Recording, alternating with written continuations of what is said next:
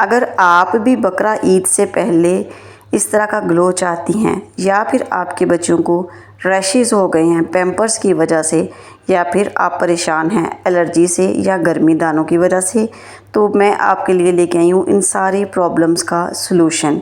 तो जुड़े रहिएगा, आप मेरे साथ चलते हैं अपनी वीडियो की तरफ। बिस्मिल्लाहिर्रहमानिर्रहीम। अस्सलाम वालेकुम। चावल तो तकरीबन हर घर में बनते हैं और हर कोई चावल पकाने से पहले एक आध घंटे के लिए चावलों को इस तरह से भिगो के रखता है और उसको हम जब पकाते हैं तो उसका पानी इस तरह से उतार के उसको ड्रेन कर देते हैं। और यही आप लोगों की सबसे बड़ी गलती है, क्योंकि ये बहुत कीमती पानी है, इसमें बहुत सारी ग़िज़ाइयत होती है। अगर आप चाहें तो आप इस पानी को स्प्रे बॉटल में डाल के इस तरह से दिन में बार बार अपने चेहरे पर अगर स्प्रे करती हैं तो आपके चेहरे पर एक नेचुरल ग्लो आता है। और अगर नहीं तो आप इस पानी को प्लांट में डाल कर इसको नेचुरल खाद के तौर पे भी यूज़ कर सकती हैं। तो इसी तरह से चलते हैं दूसरी टिप की तरफ, और वो ये है कि जब हम चावल बॉयल करते हैं तो अगर उसमें हम 2 टेबल स्पून सिरके के डाल दें तो चावल हमारे खिले खिले निखरे और साफ़ सुथरे पकेंगे, वाइट कलर के बनेंगे। जो उनकी मैल कुचैल होगी और सिरके की वजह से बिल्कुल ख़त्म हो जाएगी और सिरके का टेस्ट चावलों में नहीं आएगा, चावल बिल्कुल नॉर्मल ही बनेंगे। उसके साथ साथ तीसरी टिप इसी के साथ मेरी ये है कि जब हम चावलों का पानी उतारते हैं तो उसकी जो पिच होती है, अगर इसको हम किसी भी रेमेडी में जैसे बेसन या कुछ भी किसी चीज़ की रेमेडी बनाते हैं उसमें भी यूज़ कर सकते हैं। अदरवाइज़ इसमें हम गुलाब का रख डाल के इसका स्प्रे भी बना सकते हैं। 5 मिनट के दम के बाद मेरे चावल बन के रेडी हो गए हैं और आप देख सकती हैं कि किस कदर वो वाइट और खिले खिले चावल बने हैं। तो चलते हैं अपनी नेक्स्ट रेमेडी की तरफ, और वो रेमेडी ये है कि जैसे बच्चों को रैशेज़ हो जाते हैं गर्मियों में डायपर लगाने की वजह से, तो आपने करना ये है कि सरसों का तेल ले लेना सिंपल, और उसमें बर्फ़ की एक छोटी सी टुकड़ी ले लेनी है और उसको इस तरह से आपने इसके अंदर रब करना है। इतनी देर तक करना है कि वो उसका जो पानी है बर्फ़ का वो ऑयल में मिक्स होकर एक मरहम की जो सूरत है ना वो तैयार कर ले। इस तरह से इसको अच्छी तरह से आपने मिक्स कर लेना और उसके बाद आपने बच्चों को जहाँ पे उसको रैशेज़ है ना वहाँ पे लगाएंगे तो आप देखेंगे कि 1-2 दिन के ही इस्तेमाल से बच्चों के रैशेज़ जो है ना वो ठीक हो गए हैं।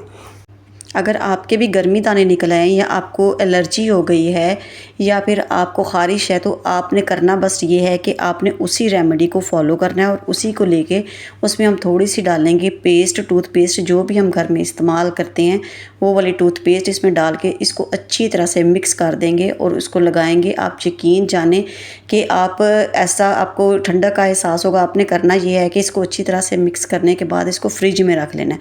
फ्रिज में रखने से ये ठंडी हो जाएगी, तो आपने जब भी आपको ख़ारिश हो, जहाँ पे भी ख़ारिश हो, आपने सिंपल वहाँ पे इसको अप्लाई करना है और आपने देखना है कि आपको एकदम से ठंडक का एहसास हुआ है और ख़ारिश करने से जो एक तलखी सी होती है, जलन सी होती है, उसमें आपको असर फ़र्क महसूस हुआ है।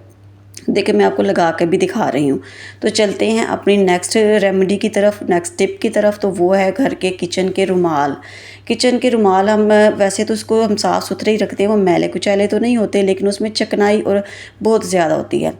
जो पराठों वाले रुमाल होते हैं या रोटी वाले रुमाल होते हैं उनमें बहुत ज़्यादा चिकनाई होती है। तो उसके लिए हमने करना ये है कि हमने सिंपल एक बड़ा सा बर्तन खुला ले लेना, उसमें 1 टेबलस्पून मैंने मीठा सोडा उसमें डाला और 2 टेबलस्पून मैंने इसमें सर्फ और 2 टेबलस्पून ही मैंने इसमें वाइट विनेगर डाला। इन तीनों की रिएक्शन से इतना पावरफुल एक रेमेडी तैयार हो जाती है जिससे आप किचन के रुमाल के अलावा भी आप कोई भी चीज़ जिसको भी साफ़ करती है ना तो वो एकदम से नीट एंड क्लीन हो जाती है और उसमें से वो जो स्मेल आती है, जो जरासीम होते हैं, वो सारे ख़त्म हो जाते हैं। तो इस तरह से तीनों अपने जो रुमाल हैं उनको मैंने इसमें डिप कर दिया अच्छी तरह से चम्मच की मदद से, क्योंकि पानी बहुत ज़्यादा गर्म था। तो इनको डिप करने के बाद तकरीबन मैंने इसको 10 मिनट का रेस्ट दिया ताकि इसकी सारी जो मैल कुचैल है ना वो उगल जाए और वो नरम हो जाए और मुझे साफ़ करने में ज़रा आसान नहीं हो। तो 10 मिनट गुजरने के बाद इसको मैंने जब चेक किया तो ये पानी तो अभी गर्म था, लेकिन सारी उसके जो मैल कुचैल है ना वो पानी में आ गई हुई थी, वो साफ़ हो गई है। तो मैंने रुमाल साफ़ करने के लिए ना किचन में एक छोटा सा ब्रश रखा हुआ है। ब्रश की मदद से मैंने इसको रब करना शुरू किया, अच्छी तरह से रगड़ना शुरू किया और इस तरह से उस पर मुझे ज़रा मसला हो रहा था, मुश्किल हो रही थी, मेरा बर्तन छोटा था, तो मैंने इसको किचन टॉप पे ही रख लिया।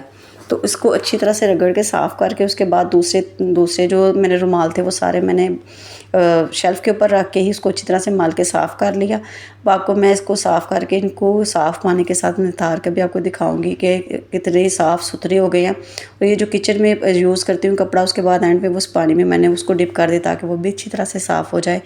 अगर आप मेरे चैनल पे नए हैं तो प्लीज़ मेरे चैनल को लाइक करें, सब्सक्राइब करें, मुझे अच्छा सा कमेंट करें ताकि मेरी हौसला अफजाई हो और मैं अच्छी से अच्छी वीडियोस आपके लिए लेके आऊँ। तो ये देख सकते हैं आपने कि मेरे रुमाल साफ़ सुथरे और बिल्कुल शाइनी और निखरे निखरे हो गए हैं।